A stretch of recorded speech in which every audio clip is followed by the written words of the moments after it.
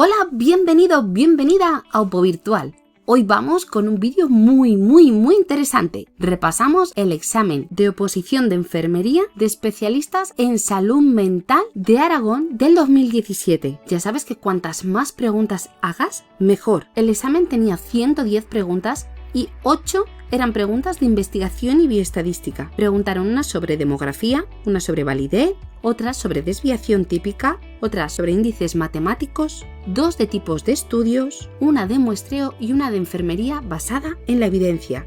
Vamos a ver las 8 preguntas y no te pierdas ninguno porque seguro que las últimas te resultan muy interesantes. ¿Estás preparado, preparada? ¡Comenzamos! Primera pregunta. En Aragón siempre preguntan cosas muy regionales o muy características de allí. En el temario de la convocatoria siempre hay un tema de todos estos apartados al respecto. En este caso están preguntando por demografía. Tomando los datos del Instituto Aragonés de Estadística actualizado a julio de 2017, la población en Aragón es de 1.318.738. El número de habitantes mayor o igual de 65 años es: opción A, 278.681. Opción B, 188.710. Opción C, 378.681. Opción D, 478.681. Vamos a ver 2 maneras de resolver esta pregunta sin saberte las cifras exactas. Y no quiero que empieces a pensar y que me tengo que saber todas las cifras y todos los datos y todas estas cosas, pues la cabeza ya no me da para tanto número. No. Y te voy a decir 2 maneras de las que poder sacarlas. A veces una misma pregunta se puede resolver sabiéndonos los conocimientos de otros temas y tenemos que relacionarlos todos. A lo mejor con el tema de geriatría o de la paciente has estudiado la importancia de todos los cuidados en la población anciana, de todas las estrategias sobre prevención y promoción de la salud relacionados con pacientes ancianos o con pacientes mayores, porque en España hay una tendencia muy marcada hacia el envejecimiento, que las cifras pues rondan o algo menos el 25% y que seguramente esas cifras de aquí a 20 años o 30 años puedan subir hasta un 33%. Entonces, teniendo esas ideas, que no hace falta saberte tantos datos exactos, puedes sacar muchas preguntas. Entonces, si te suena que puede rondar un 25% la población mayor de 65 años, podemos aplicar una regla de 3. Y me dirás, pero si no llevo calculadora y con todos esos datos, pues vamos a redondear, vamos a ponernos lo fácil y luego ya sacaremos el dato que más se parezca a esas cuentas que hemos hecho. En vez de usar el 188.710, podemos redondear que la población en Aragón es de 1.400.000 y las opciones trasladarlas a 300.000, 200.000, 400.000 o 500.000. Si te sobra mucho tiempo y quieres redondear en vez de a 300.000 a 280.000, fenomenal, pero que no. Con esos datos que nos dan, redondeamos un poco más al alza y luego el dato que obtengamos tendremos que escoger el número que se parezca, pero por debajo. Porque hemos inflado nuestros números, entonces tendremos que coger el número que más se parezca, pero por debajo. Vamos a verlo. Estábamos diciendo que nos podía sonar que la población mayor de 65 años rondaba el 25%. Pues aplicamos una regla de 3. A lo mejor las cosas que te voy a contar ahora ya las sabes, las has aplicado y te resultan muy básicas. Pues fenomenal, no pasa nada. Puedes pasar a la siguiente pregunta, pero te quiero dar diferentes recursos, diferentes herramientas para que tengas a la hora de enfrentarte a este tipo de preguntas. Porque a veces vemos tantos números tan concretos y nos agobiamos o dejamos la pregunta y pues a lo mejor con estas herramientas ves que no te lleva tanto tiempo y que sí que la puedes sacar. Tenemos las cifras redondeadas, la población de 1.400.000 y las opciones de 300.000, 200.000, 400.000 y 500.000. Nos sonaba que la población mayor o igual de 65 años se sitúa aproximadamente entre un 25%, a lo mejor algo menos, pero podemos redondear a un 25%. Pues dicho esto, vamos allá con las cuentas. Si 1.400.000 es el 100%, aplicamos una regla de 3 y entonces X, que es lo que queremos calcular, será el 25%. Pues nos quedaría que X es igual a 1.400.000 por 25 partido 100. Y esto es igual a 350.000. Como decíamos, esta cifra está sobredimensionada porque hemos redondeado al alza. Entonces tendremos que quedarnos con la opción que más se parezca a este número, pero por debajo. La opción que más se parecía a este número por debajo es la A, 300.000, que correspondía a los 278.000.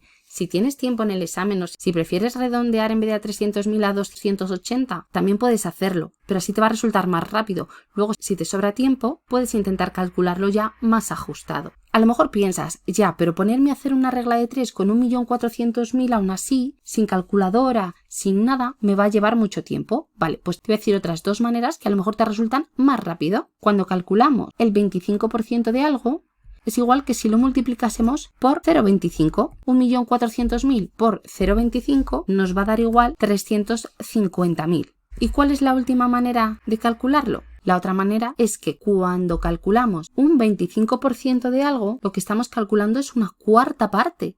Entonces, a lo mejor 1.400.000 es un número muy grande, pero ya que tiene tantos ceros, podemos quedarnos con 14 y cuando es una cuarta parte, lo que hacemos es dividirlo entre 4.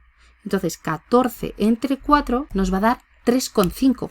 Le añadimos los ceros, nos vuelve a quedar 350.000. Cogemos la opción que más se parezca por debajo, porque además el 25% a lo mejor no es tal cual el 25%. Es un poco menos, que ahora también te lo enseñaré en la página. Viendo de primeras esta pregunta con todas esas cifras tan concretas, se te puede hacer un poco densa y pensar que a lo mejor vas a tener que dedicarle mucho tiempo, pero si redondeas las cifras, intentas pensar más o menos en qué porcentaje puede estar, te va a llevar muy poco y te va a dar una idea bastante orientativa de por dónde van a poder estar situadas las cifras y qué opción puede ser la correcta o la que más se parezca. Y otra estrategia que puedes utilizar para resolver este tipo de preguntas es aplicando técnica de tipo test. Tenemos que recordar que no siempre va a ser aplicable, pero nos puede dar una idea y nos puede servir para intentar resolver una pregunta. Cuando tenemos cifras, aplicando la técnica de tipo test, descartaríamos las opciones más pequeñas y las opciones más grandes. En este caso, eliminaríamos la opción B y eliminaríamos la opción D. Nos quedarían la opción A y C. Y entre esas dos opciones, pues sí que sería al 50%. Pero bueno, ya por lo menos eliges entre dos opciones. Y como nos dice la propia pregunta en el Instituto Aragonés de Estadística, podemos obtener la información actualizada. Aquí podríamos encontrar los datos de la pregunta en estadísticas por temas de demografía y población y lo veremos con la última actualización que haya. A lo mejor ha habido cambios respecto a cuando lo preguntaron en el 2017. Tendríamos aquí distintos apartados de estadística de demografía y población. Iríamos a las composiciones por edad para saber los que son mayores o iguales de 65 años. Y aquí tenemos una tabla de informes de estructura. Vamos a ver la composición por edad y aquí tenemos que el porcentaje de población de 65 años y más en Aragón a fecha del 2020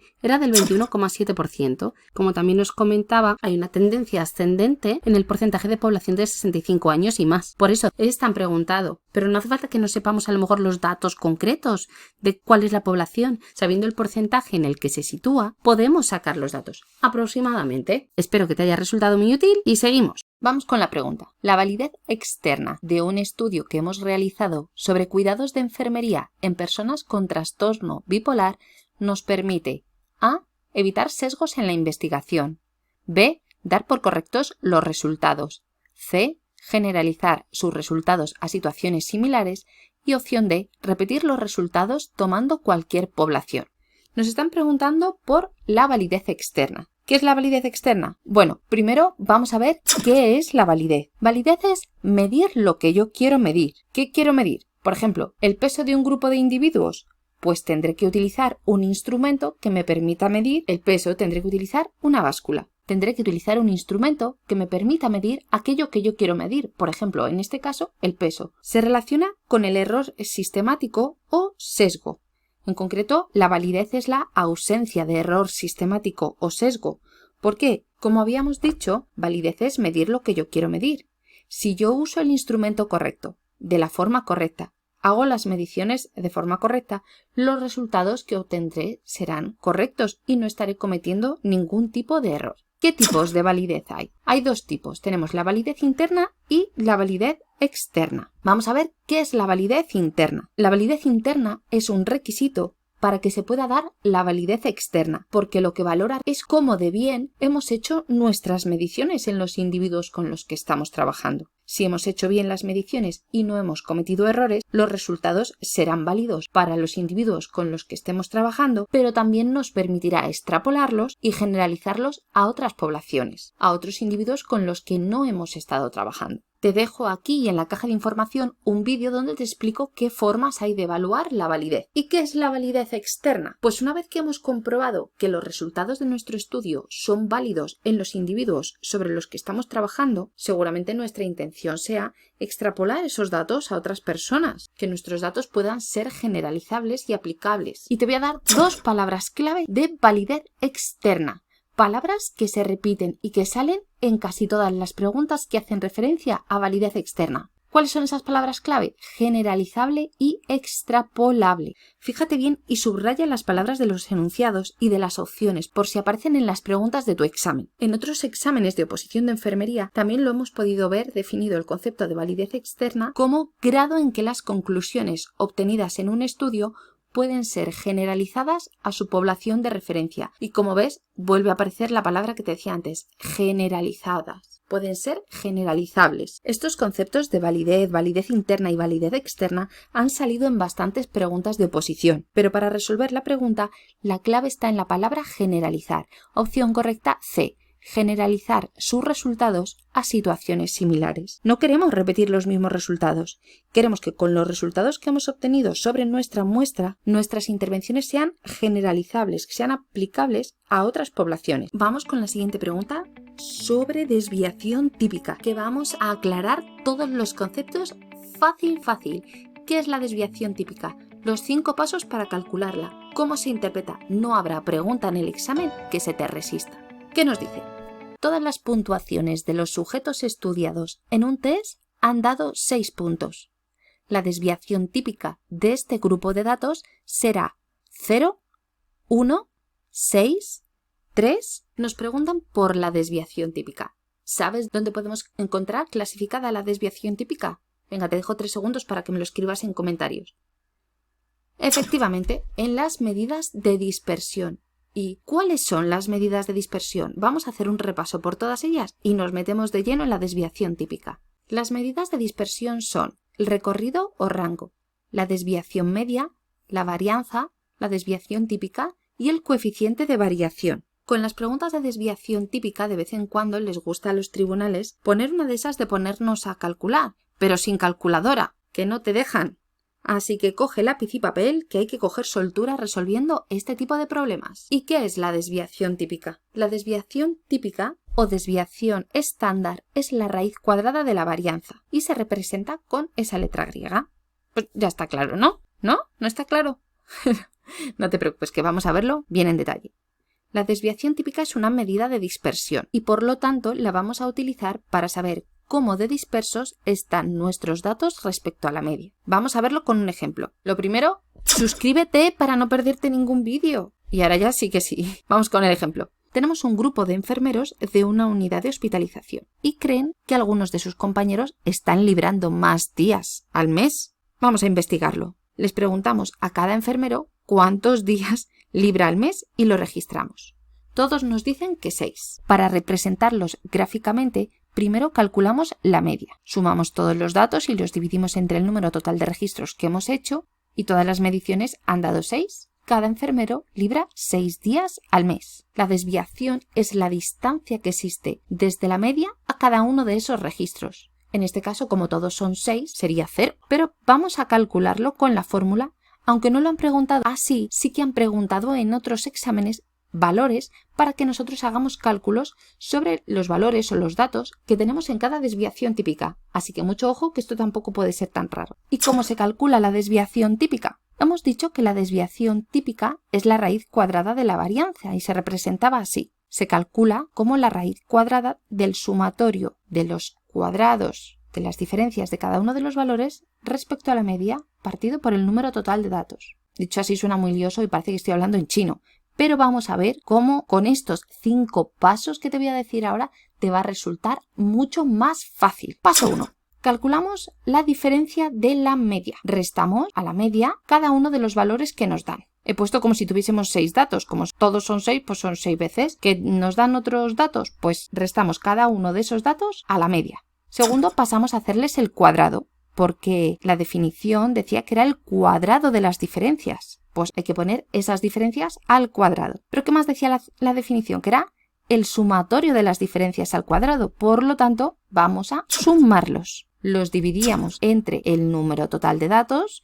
En este caso estábamos poniendo un ejemplo de 6, que nos dicen que son 8 datos, pues 8 datos, los que sean. Y calculamos la raíz cuadrada. Y listo, 5 pasos. Y suscríbete si te ha resultado fácil de cómo hacer el cálculo de la desviación típica. Y escríbeme en comentarios si ahora ya te queda mucho más claro qué es la desviación típica y cómo calcularla. Y también si quieres más vídeos con ejemplos y cálculos de desviación típica, y te lo dejaré por aquí enlazado. ¿Qué resultados podemos obtener de la desviación típica? Podemos obtener como resultado o 0, como en este caso porque todos los datos eran iguales, o un número positivo, porque al hacer el cuadrado y la raíz cuadrada vamos a obtener siempre números positivos. ¿Y cómo se interpreta la desviación típica? La desviación típica mide la dispersión de los datos. Si el valor de la dispersión, el número que tenemos, es un número muy alto, indicará que hay mucha dispersión y por lo tanto mucha variabilidad. Según el ejemplo que habíamos visto antes de los días libres, si hay mucha variabilidad,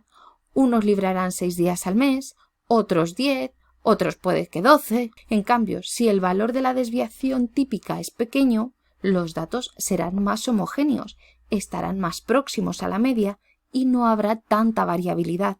La mayoría, en el caso de los días libres, librará los mismos días al mes. Y antes de terminar con la pregunta, no te vayas, que quiero resolverte otra pregunta sobre desviación típica. En algún examen también preguntaron sobre la variación de la desviación típica al sumarle o multiplicarle por un determinado número a cada valor. Si a todos los valores le sumamos un determinado número, la desviación típica no va a variar. En cambio, si multiplicamos todos los valores por un determinado número, el resultado de la desviación típica sí termina estando multiplicado por dicho número y cambia. Y te preguntarás, ¿y eso por qué? Pues porque al sumar a todos los valores un determinado número, se sigue respetando la diferencia entre los datos que había previamente. Por ejemplo, vamos a poner el ejemplo en el que sumamos el mismo número. Tenemos 6 más 4, le sumamos 4, vamos a sumarle 4 a cada valor. Pues 6 más 4, 10. Vamos a sumarle 4 también a 9 y nos da 13. Me estoy inventando los valores que tenemos. Otro valor podría ser 12 y le sumamos también 4 y nos da 16. Vemos cómo los valores originales son 6, 9 y 12. Y aunque le estemos sumando el mismo valor a todos, como es el mismo, va a seguir respetando las diferencias entre ellos. Al sumarle 4 a todos ellos, obtenemos 10, 13 y 16, pero sigue habiendo 3 puntos de diferencia entre los valores que hemos obtenido como resultado. Y ahora vamos a comparar en este otro cuadrado, por ejemplo, qué pasa cuando multiplicamos, por ejemplo, esos mismos números. Multiplicamos 6 por 4. 9 por 4 nos da 36 y 12 por 4 nos da 48. Vemos como entre 6, 9 y 12 había 3 puntos de diferencia entre cada uno de ellos, pero entre 20, 36 y 48 no están esos 3 puntos de diferencia. Por lo tanto, cambia la desviación típica. Respuesta correcta A, 0. Todas las puntuaciones de los sujetos estudiados en un test han dado 6 puntos. La desviación típica de este grupo de datos será 0. Vamos con una pregunta sobre indicadores matemáticos. En el análisis demográfico, si en un cociente el numerador forma parte del denominador, como por ejemplo el porcentaje de personas de 65 y más años de edad sobre el total de la población, ¿de qué indicador estamos hablando? A, índice de Pearson. B, probabilidad. C, proporción.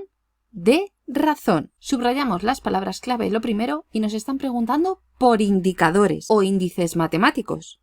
Escríbeme en comentarios cuál crees que es la opción correcta y ahora lo resolvemos. ¿Cuáles son los indicadores matemáticos? Son proporción, razón y tasa. En la mayoría de las preguntas sobre los indicadores matemáticos se centran en ver que sepamos cuál es la diferencia entre ellos, especialmente entre proporción y razón. La proporción es un cociente en el que el numerador sí está incluido en el denominador. Como vemos en la fórmula, A partido A más B. El numerador está incluido en el denominador. La razón, en cambio, es un cociente en el que el numerador no está incluido en el denominador. Como vemos, es A partido B. Y la tasa es un cociente que lleva incluido en el denominador el concepto tiempo. ¿Te sabes la regla mnemotécnica de la T? Por eso está marcada, que la T de tasa te da la pista para acordarte de la T de tiempo, para cuando nos pregunten por los indicadores que tienen en cuenta el tiempo o la velocidad con la que ocurren los eventos que estemos estudiando. Si quieres saber más reglas mnemotécnicas y más preguntas sobre proporciones, te dejo este vídeo de aquí. Siguiente pregunta. Si no eres nuevo en el canal, ya sabrás la importancia de las preguntas de los tipos de estudios. Te recomiendo que los tipos de estudios los lleves bien estudiados, valga la redundancia, porque una pregunta mínimo suele estar cayendo en todos los exámenes. En este caso nos preguntan por la opción incorrecta respecto a los estudios de cohortes. Subrayamos las palabras clave y respecto a este tipo de preguntas generalmente nos van a poner opciones en las que haya características de estudios tipo cohortes y opciones en las que haya características de los estudios de casos y controles para ver si no sabemos la diferencia entre ellos. Vamos a repasar las principales características de los estudios de cohortes y de los estudios casos-control y también vamos a resolver la pregunta aplicando técnica de tipo test, por si acaso no te acuerdas de todas las características el día del examen. La opción A dice, permiten medir la incidencia de expuestos y no expuestos a un factor de riesgo, y es correcto. Los estudios de cohortes pueden ser prospectivos o retrospectivos, aunque la mayoría de las veces y los estudios que tienen más evidencia son los prospectivos. Se parte de una situación de exposición o no exposición a un factor de riesgo y se sigue a los sujetos a lo largo del tiempo para ver si desarrollan o no la enfermedad. Los estudios de casos y controles son retrospectivos.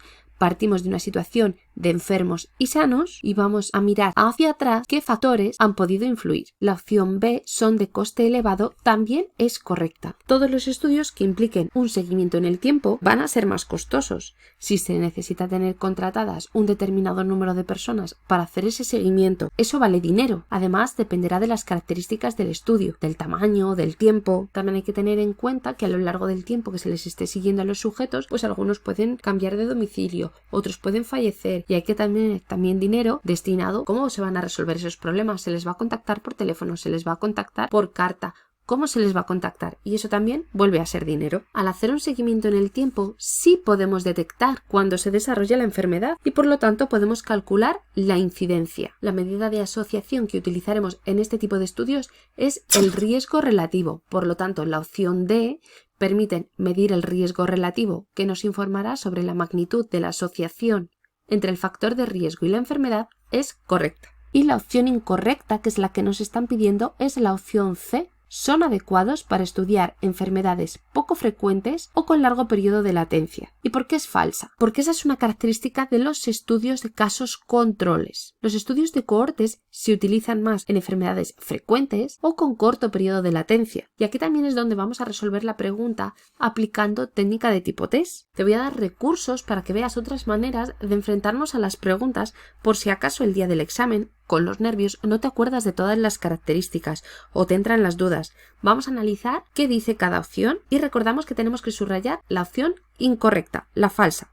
La opción A indica que valoran expuestos y no expuestos a un factor de riesgo y que permiten medir la incidencia. La opción D nos dicen que permiten medir el riesgo relativo. Para calcular el riesgo relativo necesitamos poder calcular la incidencia. Por lo tanto, esas dos opciones nos están hablando de lo mismo y solo hay una incorrecta. Por lo tanto, esas dos opciones, la A y la D, son verdaderas y las descartamos. Quedan las opciones B y C. La B dice que los estudios son costosos, tienen un coste elevado. Y la C, que son para enfermedades raras o con largo periodo de latencia. Si es costoso hacer un estudio de cohortes, ¿crees que será el diseño ideal para una enfermedad rara que no se conoce cómo se desarrollará, cómo evolucionará, o para una enfermedad que requiera estar observándola mucho tiempo? No, porque cuesta mucho. Habrá que buscar otro tipo de diseño. Por ejemplo, podría ser un diseño de casos controles. Y por si acaso te quedan dudas, en las otras opciones decían que se podía calcular el riesgo relativo. Pero, ¿en los estudios de casos y controles se puede calcular el riesgo relativo? Contéstame en comentarios, suscríbete para no perderte ningún vídeo y te leo en los comentarios. Vamos con otra pregunta de estudios y aunque parezca que esta la resolvemos en 2 segundos, tiene más chicha de la que parece. Algunas de las otras opciones que nos aparecen en esta pregunta ya han salido más veces en otras preguntas de exámenes y las hemos hecho en los juegos que publico todas las semanas. Y cuando han salido han sido de las preguntas más falladas. Pero para eso estás aquí, para que la próxima vez sea un acierto seguro. Vamos a la pregunta. Aquel estudio en el que los sujetos son asignados aleatoriamente a grupo experimental o a grupo control, sabiendo que a los sujetos del grupo experimental se les aplica la variable independiente y a los sujetos del grupo de control no, se hace un seguimiento en el tiempo y se comparan los resultados obtenidos. Este tipo de estudio se denomina A. ensayo clínico cruzado, B, ensayo clínico aleatorio, C, estudio factorial o D, diseño Salomon. Los ensayos clínicos aleatorizados son estudios experimentales analíticos en los que los individuos se distribuyen aleatoriamente al azar entre los grupos de control y de intervención. Existe manipulación de la variable porque se decide qué tratamiento o intervención se va a realizar en el momento de aplicar el tratamiento, pero en el momento de aplicar el tratamiento, la mayoría de las veces, la persona que realiza la intervención o que administra el tratamiento no sabe cuál es el que se va a aplicar ni si está la persona en el grupo experimental o en el grupo control. El enunciado de la pregunta es la definición tal cual de ensayo clínico aleatorio. Y ahora vamos con las diferencias respecto a las otras opciones que nos ponen. Hice algunas publicaciones con las características principales de algunos de estos estudios en Facebook e Instagram. Te dejo las redes sociales para que me sigas allí también y no te pierdas nada. En los ensayos clínicos cruzados, los dos grupos recibirán los dos tratamientos en momentos distintos, separados a lo largo del tiempo, y se deja pasar entre medias de cada una de esas dos intervenciones un tiempo que se conoce como tiempo de lavado para que se intenten eliminar todos los posibles restos del primer tratamiento del organismo y así empezar como si fuese de una posible situación basal a la hora de dar el siguiente tratamiento. Se harían dos pruebas. En la primera empezaríamos midiendo unas variables, después el grupo 1 tomaría el tratamiento A y el grupo 2 el tratamiento B, y una vez administrado el tratamiento se realizan las mediciones nuevamente. Dejamos pasar el tiempo de lavado que habíamos dicho y después volveríamos a medir, pero ahora el grupo 1 tomaría el tratamiento B y el grupo 2 tomaría el tratamiento A y después se volverían a realizar otra vez las mediciones. Los estudios factoriales son también un tipo de ensayo clínico aleatorizado, pero en el que se estudian diferentes posibles intervenciones. Aquí, por ejemplo, a diferencia del anterior, en el que simplemente se cruzaban los tratamientos y teníamos dos opciones, aquí podemos comparar más de dos intervenciones. Y los estudios Salomon son otro tipo de estudio en el que tenemos 4 grupos, 2 grupos experimentales y 2 grupos controles. A 2 grupos, uno experimental y uno control, les medimos antes de administrar el tratamiento. Aplicamos el tratamiento en otros 2 grupos y posteriormente medimos en los 4. Pensarás, qué jaleo, ¿no? Y sí, es bastante lío. ¿Pero qué se consigue de esta manera? Pues así podemos comparar los resultados en diferentes grupos y ver si ha podido haber alguna interacción o si hay algo que pueda afectar a la validez interna. Si no hubiese ningún problema, las mediciones posteriores en los 4 grupos serían similares, aunque no hayamos realizado en todas las mediciones iniciales. Y si hay muchas diferencias, pues ya sí que habría que ir y estudiar qué es lo que ha podido pasar en cada caso concreto. Te dejo por aquí más preguntas de esto. Vamos con una pregunta de muestreos. Nos están preguntando por muestreo probabilístico. Ojo que todas las opciones que nos dan son de tipos de muestreo, pero en este caso en concreto lo que nos piden es que sepamos diferenciar los muestreos probabilísticos de los no probabilísticos y en este caso elegir cuál corresponde a un muestreo probabilístico. ¿Qué opciones nos dan? A. Muestreo consecutivo. B. Muestreo de conveniencia. C. Muestreo estratificado y D. Muestreo a criterio. Un muestreo es una selección de individuos de nuestra población que son con los que realmente vamos a trabajar. ¿Y qué quiere decir que un muestreo sea probabilístico? Que todos los individuos de nuestra población tienen las mismas posibilidades de ser seleccionados para formar parte de nuestra muestra de esos individuos con los que realmente vamos a trabajar. Primero tendremos que calcular cuál es el número que necesitamos para nuestra muestra, cuál es el número de personas que necesitamos en nuestra muestra. Existen diferentes maneras, pero de eso no han preguntado nunca en los exámenes. Así que vamos a ver qué tipos de muestreos hay. Dentro de los muestreos probabilísticos tenemos el muestreo aleatorio simple, el muestreo estratificado, el muestreo por conglomerados y el muestreo sistemático. La opción correcta es la C, muestreo estratificado. Los tipos de muestreos más importantes son los probabilísticos, pero también los no probabilísticos son bastante preguntados en los exámenes. Te dejo aquí y en la caja de información un vídeo donde tienes ejemplos y palabras clave para cada uno de estos muestreos. El resto de las opciones que nos dan en esta pregunta son muestreos no probabilísticos. Si quieres que haga algún vídeo sobre los tipos de muestreos no probabilísticos, déjamelo en comentarios y te lo dejaré también enlazado. Y si todavía no te has suscrito, suscríbete para no perderte ningún vídeo. Te veo en la siguiente pregunta. Y seguramente que la mayoría de los conceptos que aparecen en las opciones ni te imaginabas que pudieran referirse a una búsqueda bibliográfica. ¿O sí que lo sabías? Déjamelo en comentarios. Una búsqueda bibliográfica que nos permite encontrar el máximo número de estudios relevantes se caracteriza por ser A. Precisa, B. Cuantitativa, C. Sensible, D. Indexada. Nos preguntan por una búsqueda bibliográfica en la que obtengamos el máximo número de estudios relevantes. Queremos obtener el máximo que haya y eso pueden ser muchos. Existen diferentes estrategias a la hora de realizar una búsqueda bibliográfica. Una de ellas son los operadores booleanos. ¿Qué son los operadores booleanos? Son unas palabras que ponemos entre los diferentes términos que queremos buscar. Los más utilizados son and, not y or, aunque no son los únicos.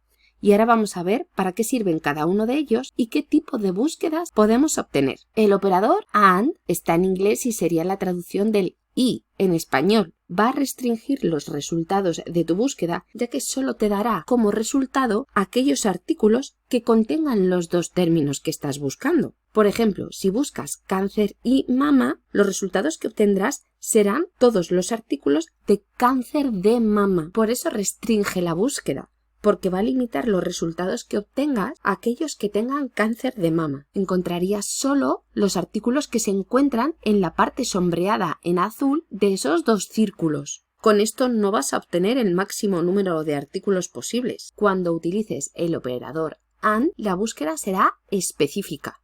Y al final te contaré un detalle de los operadores booleanos muy importante. El operador booleano OR amplía los resultados de la búsqueda. Lo que obtendrás serán resultados que contengan cualquiera de los términos que estás buscando. Si seguimos con el ejemplo anterior, si nuestra búsqueda es cáncer or mama, los resultados que obtendrás serán todos los posibles artículos que hablen de cáncer y que hablen de mama. Esto sí que amplía la búsqueda. Vas a obtener unos cuantos artículos. Aquí sí que obtendrás el máximo número de artículos posibles. El uso del operador booleano OR va a hacer que tu búsqueda sea más sensible, porque todos los artículos van a tener al menos uno de los dos términos que estás buscando. Y el operador booleano NOT, ¿para qué se usa? Pues limita la búsqueda, pero a aquellos artículos que contengan el primer término, pero no el segundo. Siguiendo con el mismo ejemplo de cáncer y mama, si buscas cáncer not mama, obtendrás como resultado todos aquellos artículos sobre cáncer, pero que no sean de mama.